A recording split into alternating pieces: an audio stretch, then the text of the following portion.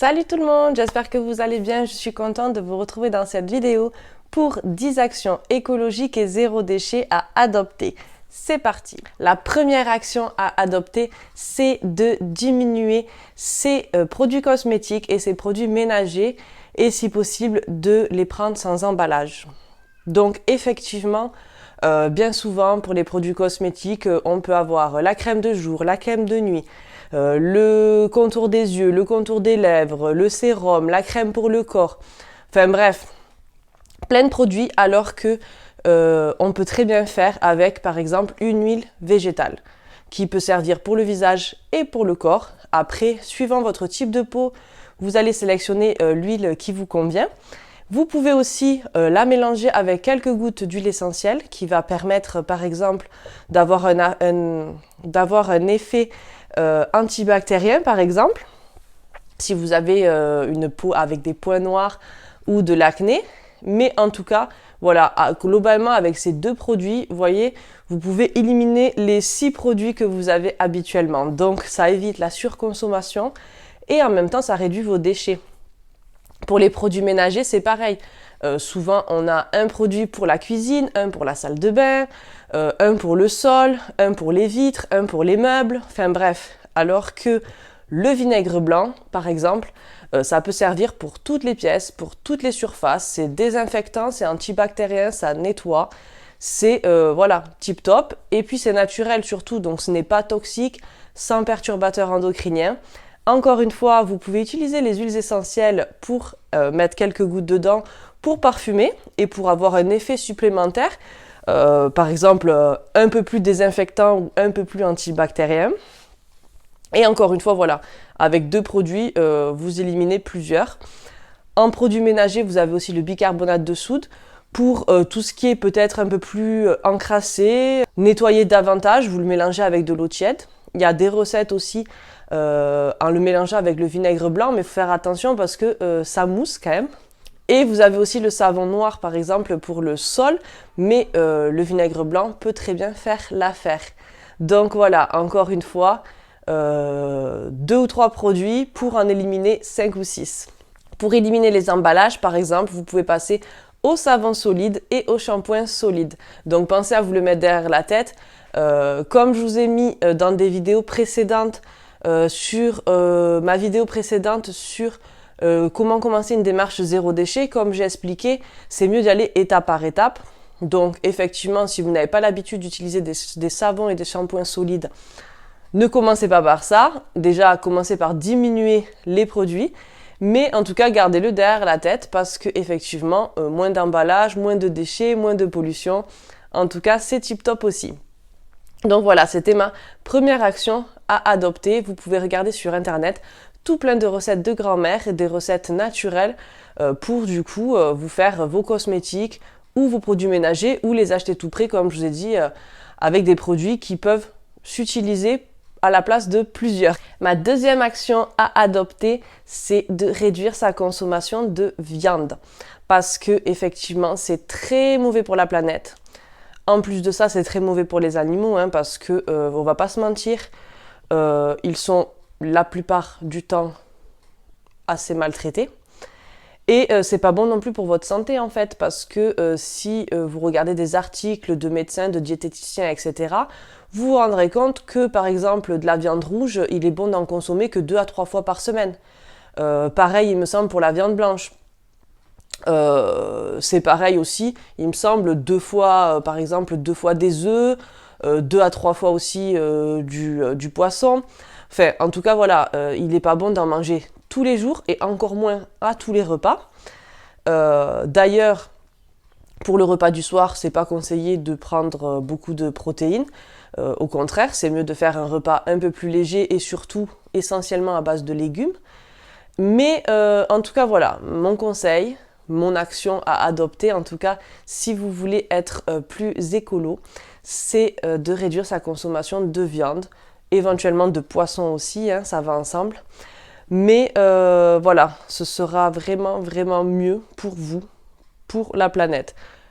En même temps, encore une fois, pour votre portefeuille, parce qu'il est vrai que la viande, ça coûte cher. En tout cas, moins vous allez en manger, moins vous allez en acheter. Ça va réduire cette surconsommation de viande qu'il y a actuellement dans le monde, hein, mais bon, principalement dans les pays riches comme le nôtre, la France. Et du coup, ben, c'est mieux que les agriculteurs aient moins d'animaux, mais dans de bonnes conditions, que plutôt qu'il y ait des élevages avec des animaux entassés dans des petites cages et de la maltraitance. Ma troisième action à adopter, c'est de préférer le vélo ou marcher pour les petits trajets. Donc ça peut paraître évident, mais c'est vrai que des fois, on prend la plupart du temps la voiture. Et donc là, c'est plus pour les gens qui habitent en ville, parce qu'effectivement, moi qui suis à la campagne, ça reste quand même compliqué de ne pas prendre la voiture. Mais il est vrai que ça m'est arrivé que pour aller dans le village, je prenne la voiture, et voilà, c'est pas bien. Donc effectivement, il faut se forcer. Quand c'est des petits trajets qu'on peut faire à pied ou à vélo, vaut mieux le faire. Ou même, si vous allez dans un village ou dans une ville, vous garez à un endroit, et ensuite tout faire à pied ou tout faire à vélo, au lieu à chaque fois de déplacer la voiture. Donc voilà, la plupart des gens le font, mais certains, du coup, prennent la facilité. Donc mon conseil, c'est que voilà, à chaque fois que vous voulez faire des petits trajets, c'est de vous forcer à marcher ou prendre le vélo, au lieu de prendre la voiture. Ma quatrième action à adopter, c'est... Je me fais attaquer par une mouche. Je suis envahie de mouches. Ma quatrième action à adopter, c'est de cultiver ses fruits et légumes. Donc là, encore une fois, suivant votre logement, hein, si vous êtes en appartement ou en maison avec ou sans jardin, ça va être plus ou moins compliqué. Mais il y a quand même des possibilités, même si ça ne va pas vous faire votre quantité de légumes. Hein. C'est sûr que si vous êtes en appartement, que vous n'avez pas de balcon, ça va être un peu compliqué, ou même une maison sans jardin. Mais vous pouvez quand même vous faire quelques petites jardinières, par exemple avec des plantes aromatiques, ça évite de les acheter, et c'est meilleur, c'est bio. En tout cas, voilà, il y a plusieurs solutions. Si vous avez la chance d'avoir un balcon, un jardinet ou un jardin, c'est effectivement de vous faire un mini potager dans des jardinières, par exemple, si vous n'avez pas la possibilité de le faire en terre. Vous pouvez regarder sur internet, il y a plein de petites astuces pour se faire des mini potagers. Donc effectivement, comme je vous ai dit, ça va peut-être pas vous faire votre quantité de légumes pour l'été, hein, mais en tout cas, c'est déjà ça de prix. Et donc voilà, si vous avez la chance d'avoir un grand jardin, de pouvoir faire un potager, là, il faut vraiment pas hésiter et en profiter pour cultiver vos légumes et planter vos arbres fruitiers. La cinquième action à adopter, c'est de réparer soi-même et de fabriquer soi-même lorsque c'est possible. Alors, certains sont pas très manuels, pas très bricolos, mais aujourd'hui, franchement, avec Internet, avec YouTube, on peut vraiment se mettre à tout. Et si vous avez envie, certaines petites choses, évidemment, voilà, comme je l'ai dit, dans la mesure du possible, mais en tout cas, certaines petites choses avec des tutos sur Internet, vous pouvez facilement réparer ou fabriquer certaines petites choses que vous avez besoin pour chez vous. Donc voilà, au lieu à chaque fois d'aller, tout simplement de le jeter, de racheter ou d'acheter tout prêt, ce qui coûte encore plus cher, voilà. Essayez vous-même de vous mettre à réparer certaines petites choses que vous pouvez casser chez vous au lieu de les jeter. Et voilà. Si vous voulez acheter des choses, des fois c'est bien de faire soi-même. Si vous voulez, par exemple, je donne un exemple tout bête, hein, mais vous voulez une petite table basse toute simple en bois, honnêtement, vous regardez quelques vidéos avec 3 fois rien, vous pouvez faire votre petite table basse. Hein. Bon, là c'est un exemple, évidemment, si vous voulez un énorme meuble ou un rangement ou même quelque chose de beaucoup plus design ou sophistiqué, c'est sûr que pour un débutant ce sera plus compliqué, mais pas impossible. En tout cas, sachez que, voilà, bien souvent, en tout cas, c'est moins cher d'acheter quand c'est pas tout fait, ou même d'acheter en kit et de vous le monter vous-même avec une notice et déjà toutes les pièces regroupées dans votre colis. Voilà, c'était ma 5e action à adopter. La 6e action à adopter, c'est de passer au coton et aux lingettes lavables. Donc, effectivement, je ne sais pas, du moins en tant que femme, on utilise au moins 1 voire 2 cotons par jour, du moins si on se maquille quotidiennement. Certaines même sans se maquiller l'utilisent pour se nettoyer la peau. Les hommes, bon, ça dépend effectivement, il y en a certains qui se nettoient la peau avec un coton et puis d'autres qui n'en utilisent pas du tout. Mais en tout cas, voilà, ça fait des déchets vraiment, j'ai envie de dire inutiles, parce que justement, il existe des cotons en tissu et des lingettes en tissu que vous pouvez utiliser pour vous démaquiller, pour vous débarbouiller. Vous pouvez aussi du coup passer, voilà, si vous avez un enfant, utiliser des lingettes pour lui nettoyer, que ce soit le visage, que ce soit les mains ou que ce soit le siège. En tout cas, voilà, ça réduit les déchets. Encore une fois, c'est économique. Et c'est bon, voilà, c'est bon pour la planète, tout simplement. Donc voilà, vaut mieux passer au réutilisable. En numéro 7, dans le même esprit, c'est les protections hygiéniques. Donc là, c'est pareil. En fait, c'est quand même beaucoup plus écolo de passer dans des serviettes ou des protège-slips en tissu. Ou maintenant, ils font carrément des culottes. Donc, d'ailleurs, si ça vous intéresse, je vous mets en barre d'infos. J'ai moins 40% sur le site de Blinks avec le code GALA40. Donc, je vous mets tout ça en barre d'infos. Mais c'est super génial. Franchement, les culottes menstruelles, c'est tip top. Donc, honnêtement, moi, je les ai adoptées. Et je trouve ça vraiment bien. Effectivement, pour une personne qui est habituée au tampon, ça fait un petit changement, ce qui était un peu mon cas. Mais finalement, contrairement aux serviettes, avec la culotte, c'est étudié pour qu'il y ait cette sensation de pas trop rester dans l'humidité. Si vous avez des règles abondantes, effectivement, la culotte, ça va être compliqué de la garder toute la journée parce qu'au bout d'un moment, il va y avoir cette sensation d'humidité. Donc effectivement, vous en mettez une deuxième. Pour les débuts et la fin des règles, franchement, c'est vachement absorbant. Donc vous avez quand même cette sensation d'être au sec. Je trouve ça tip top. Et encore une fois, voilà, vous avez la possibilité d'acheter des serviettes ou des protège-slips en tissu que vous clipsez directement sur votre culotte classique. Vous avez aussi la coupe menstruelle. Donc moi personnellement, je l'ai déjà testé, mais j'avais cru comprendre qu'avec le stérilet, c'était pas très conseillé vu que ça pouvait faire remonter en gros les microbes. Donc effectivement, je l'avais arrêté pour cette raison, vu que j'avais le stérilet. Mais du coup, voilà, ça peut être intéressant pour vous si vous n'avez pas de contraception, ou du moins si vous ne prenez pas le stérilet. C'est mon 7e conseil, c'est d'adopter du coup des protections hygiéniques réutilisables, encore une fois. Moins de déchets, mieux pour la planète et meilleur pour la santé parce que du coup, vous n'avez pas toutes ces bêtises qu'il y a dedans qui peuvent causer, en fait, pour la plupart des gens, pas grand-chose, hein, mais malheureusement, il y en a plein qui ont eu de graves soucis. La 8e action dans le même esprit, mais là c'est pour les bébés, c'est de passer aux couches lavables. Donc effectivement, il y en a certaines qui vont dire non, Berk, c'est dégueulasse. Mais effectivement, je me suis penchée sur le sujet vu que actuellement, je ne sais pas si vous le voyez, mais je suis enceinte. Du coup, si vous connaissez ma chaîne, vous le savez vu que je fais des vidéos grossesse.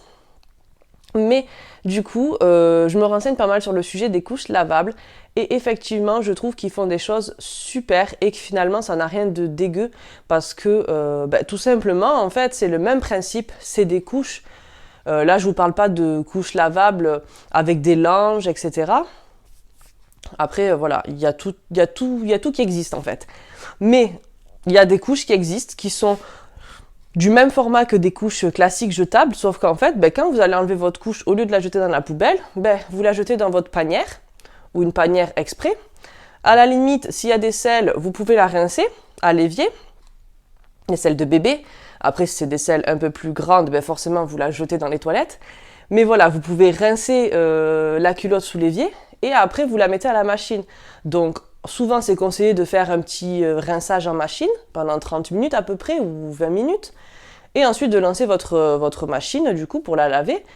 Ça ressort nickel. Et honnêtement, voilà, finalement, je trouve que c'est pas mal, en fait. Donc, moi, personnellement, je trouve que c'est une bonne alternative aux couches jetables. Comme j'ai regardé plein de vidéos sur le sujet, effectivement, il y en a qui font des couches, qui utilisent les couches lavables tous les jours, toutes les nuits, etc. Mais on peut les utiliser partiellement. Et effectivement, même si on met qu'une couche lavable par jour, ça vous fait quand même 365 couches de moins à jeter par an. Donc c'est quand même relativement énorme, hein, parce que voilà, dans une vie de bébé, c'est des milliers et des milliers et des milliers de couches que vous allez acheter et jeter. Donc même si vous en remplacez qu'une par jour, ben, c'est toujours ça de prix en fait, hein. Donc voilà, effectivement c'est un investissement de base. Après voilà, encore une fois, si vous en utilisez qu'une par jour ou si vous en utilisez 7 ou 8, c'est à peu près la moyenne pour un bébé, forcément ce ne sera pas le même budget. Après, si vous faites des machines tous les jours, c'est pareil, ce ne sera pas le même budget que si vous voulez faire qu'une machine tous les 3 jours. Forcément, il va vous falloir plusieurs couches pour tourner. Mais relativement, voilà, si vous lavez vos couches tous les jours ou tous les 2 jours, ça reste raisonnable en termes d'investissement, surtout que quoi qu'il en soit, hein, dans la vie de votre bébé, hein, qui passe 2 ans ou 3 ans avec des couches, ça va vous coûter une blinde. Donc dans tous les cas, en fait, en achetant des couches lavables, vous économiserez au moins la moitié de ce que vous dépenserez en fait pour des couches jetables. Donc voilà, après chacun voit midi à sa porte. En tout cas, moi, c'est mon action que je vous conseille, que moi-même, je vais essayer d'adopter. Je vous en reparlerai sûrement dans une prochaine vidéo, dans plusieurs mois, du coup, quand j'aurai testé les couches lavables. Et puis, on verra si c'est tip top. En tout cas, de tout ce que j'ai vu et entendu, celles qui l'ont essayé, l'ont adopté. Certaines toute la journée, d'autres effectivement partiellement. Mais voilà, à vous de voir. La 9e action à adopter, c'est d'utiliser des serviettes de table en tissu. Et oui, c'est vrai qu'on a perdu cette habitude. Nos grands-parents le faisaient, hein, je ne sais pas si vous vous souvenez, peut-être même qu'ils le font toujours chez vous, peut-être même que vous le faites ou que vos parents le font. Mais pour ma part, moi, dans l'entourage que j'ai, que ce soit dans ma famille, la famille de mon mari, c'est vrai que c'est plutôt rare maintenant les serviettes de table. Mais effectivement, pourquoi acheter du sopalin tout simplement là, et d'utiliser ça, ça fait du déchet, ça fait dépenser des sous, alors que tout simplement vous prenez des serviettes de table et puis vous les mettez en machine avec votre linge. Enfin bon voilà, pour moi ça paraît entre guillemets logique et finalement à la fois on a perdu cette habitude. Donc c'est mon action que je vous conseille. Les serviettes de table en tissu. La 10e action que je vous propose, c'est de sensibiliser votre entourage et vos enfants à ce sujet. Donc là, voilà, c'est pas vraiment un conseil d'une astuce à faire, mais c'est plutôt, voilà, de partager tout ça, avec votre entourage, d'éduquer vos enfants avec les bons gestes pour que eux, ça devienne une habitude, qu'ils soient élevés avec de suite les bons réflexes, la bonne façon de penser, de partager autour de vous, hein, avec la famille, les amis, de partager toutes ces choses-là qui peuvent certaines choses peuvent améliorer le quotidien parce que c'est plus pratique. Ça fait du bien à la planète, ça peut vous faire des économies, c'est meilleur pour votre santé. Enfin voilà, il y a énormément de choses à mettre en place qui sont zéro déchet et écologiques et qui sont vraiment bons pour tout le monde. Donc je trouve ça dommage que la plupart des gens ne se donnent pas les moyens de réfléchir et de mettre en pratique toutes ces choses-là. Effectivement, dans cette vidéo, je vous ai parlé de choses qui sont un peu plus contraignantes, on va dire. En tout cas, quand on n'a pas l'habitude de faire ce genre de choses, ça peut être contraignant certaines actions à mettre en place. Mais dans mes vidéos précédentes que je vous invite à regarder, je vous les mets en barre d'infos aussi. Là, par contre, je vous partage des petites actions à mettre en place qui sont vraiment basiques. C'est-à-dire que certaines, elles vous demanderont zéro effort, d'autres, certaines, un tout petit peu, mais c'est vraiment des choses vraiment basiques à mettre en place qu'il ne faut vraiment pas hésiter. Là, voilà, dans celle-ci, je voulais un peu plus approfondir. Donc, effectivement, les actions que je vous ai proposées, il va falloir plus que vous y réfléchissez et que vous vous y penchez sur le sujet, que vous vous renseignez pour vraiment les mettre en place et les adapter à votre quotidien pour que ce soit le le mieux possible dans votre quotidien, tout simplement. Voilà. Que ça ne soit pas justement contraignant pour vous, mais que vous puissiez en faire de nouvelles routines, de nouvelles habitudes. Donc, ma première vidéo, c'était sur comment faire des économies tout en étant écolo. Et la deuxième que j'avais faite, c'est comment commencer une démarche zéro déchet et écolo. Je vous les mets en barre d'infos et je vous invite à aller les regarder. Et puis j'espère que cette vidéo vous aura plu. J'espère que vous mettrez quelques petits trucs en place chez vous et surtout que vous partagerez du coup avec votre entourage toutes ces petites pépites entre guillemets que je vous partage, que évidemment la plupart vous devez connaître. Hein. Mais voilà, renseignez-vous bien sur le sujet. Si vous avez regardé cette vidéo, c'est que déjà vous pensez à la planète, à votre santé et aussi à votre portefeuille. Mais en tout cas, voilà, je vous encourage dans votre démarche et je vous dis à bientôt dans une prochaine vidéo. Ciao, ciao!